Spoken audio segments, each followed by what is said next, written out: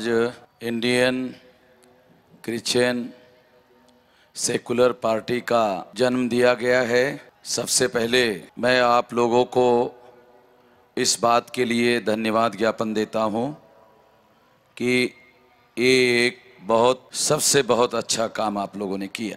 आज़ादी के 67 साल से क्रिश्चियन लोग एक पार्टी विशेष को, जिसका मैं नाम लेना नहीं चाहता, उसको आप लोग समर्थन करते आए हैं और 67 साल में से लगभग 57 ईयर तक आप लोगों के समर्थन से उस पार्टी ने देश पर राज किया, आज भी कर रही है। मगर आप लोगों की समस्याओं का उन्होंने समाधान नहीं किया। इतने देर से आप लोगों ने उनका समर्थन किया, मगर उन लोगों ने आप लोगों की समस्याओं का समाधान नहीं किया।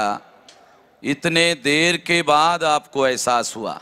बहुत खुशी की बात है, चाहे देर से ही क्यों न हो, मगर आप लोगों को धोखाधड़ी का एहसास हुआ।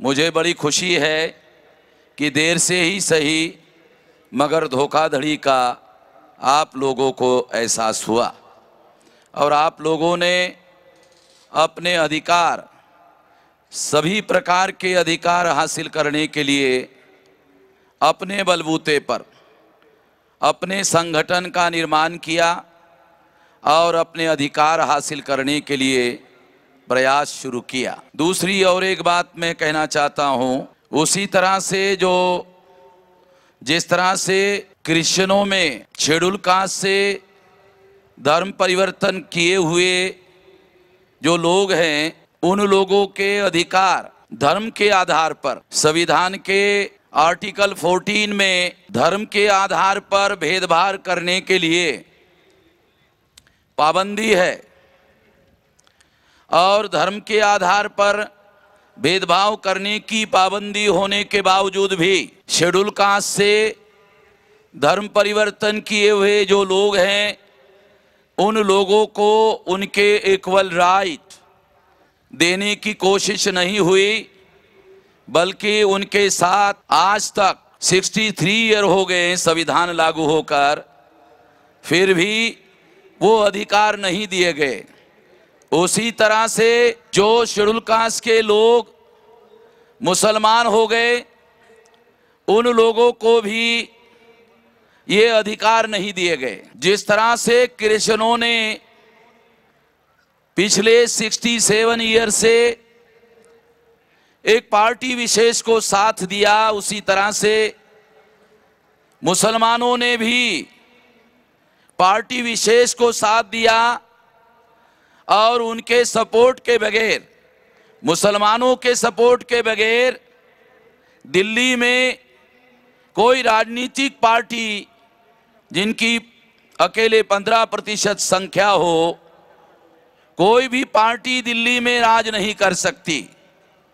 मुसलमानों के सपोर्ट के आधार पर दिल्ली में वो पार्टी राज करती रही, आज भी कर रही है और उनके साथ भी इक्वली जैसा क्रिश्चियनों के साथ धोखा हुआ, वैसा मुसलमानों के साथ भी, खास तौर पर जो शेड्यूल कास्ट से धर्म परिवर्तित है, उन लोगों के साथ भी धोखा हुआ। और मैं ऐसा मानता हूं, क्रिश्चियनों ने और मुसलमानों ने जो शेड्यूल कास्ट से कन्वर्टेड हैं, उन्होंने आज तक जालिमों का साथ दिया। और अगर जालिमों का साथ दिया तो जालिम का चरित्र होता है कि वो अन्याय करे। ये जालिम का चरित्र होता है कि वो अन्याय करे और वो करते रहे आज तक। अभी बहुत बड़े पैमाने पर सारे देश भर में ये एहसास बहुत तेजी से बढ़ रहा है। अन्याय के विरोध में लोग उठकर खड़े होना चाहते हैं और शेड्यूल कास्ट से क्रिश्चियन हुए, शेड्यूल कास्ट से मुस्लिम हुए, ऐसे लोग भी उठकर खड़े होना चाहते हैं। ये बात बहुत अच्छी है, बहुत इनकरेजिंग है, बहुत हिम्मत वाली बात है, खुशी की बात है। और आप लोग अपने बलबूते पर खड़े होकर आगे बढ़ना चाहते हैं। इसके लिए मैं व्यक्तिशः और ऑर्गेनाइजेशन के तरफ से आपके इस कोशिश को सलाम करता हूं। आपके इस कोशिश का मैं धन्यवाद ज्ञापन करता हूं कि आप लोगों ने मुझे यहाँ इस कार्यक्रम के लिए बुलाया। मैं आप लोगों को इस कार्य को, इस कारवां को आगे बढ़ाने में भविष्य में हम लोग मिलजुल कर सारे देश भर में काम करेंगे और जो मजलूम हैं, जिनको अधिकारों से वंचित किया गया है, उन लोगों को अधिकार हासिल करने की कोशिश करेंगे।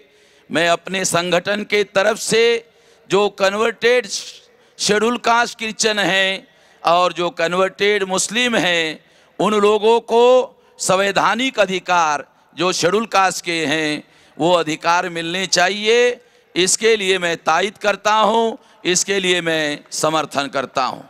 आप लोगों को एक और थोड़ा सावधानी बरतने के लिए कहता हूँ, अनुरोध करता हूँ कि कार्य को इस तरह से अंजाम दिया जाए जिससे बहुसंख्य लोगों को जो वो कहते रहते हैं उनको हमारे धर्म के आधार पर, धर्म के बुनियाद पर ध्रुवीकरण करने का मौका आंध्र प्रदेश में नहीं मिलना चाहिए।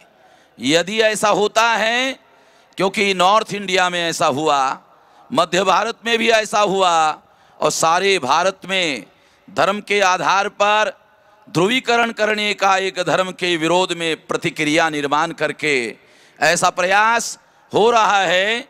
आप लोगों को इसके बारे में सतर्क रहना होगा। ये अनुरोध करते हुए अपनी बात यहाँ समाप्त करता हूँ। धन्यवाद। Thank you very much, sir.